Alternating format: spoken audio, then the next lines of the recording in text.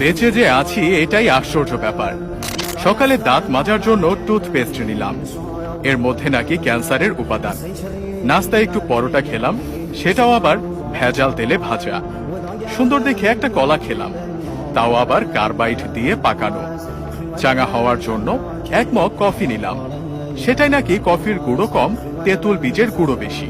কাঁচা বাজারে গেলাম টাটকা শাক সবজি কেনার জন্য, কিনবো কি, সব তো হাইব্রিড সার দিয়ে ফলানো। মশলা আর হলুদ গুঁড়ো নিলাম, ওতে আবার লেড আর ক্রোমাইড কেমিক্যাল মেশানো।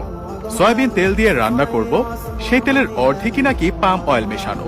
মাছ মুরগি খাবো, কিন্তু সেগুলোকে ভেজাল পোল্ট্রি ফিড খাইয়ে বড় করা হয়।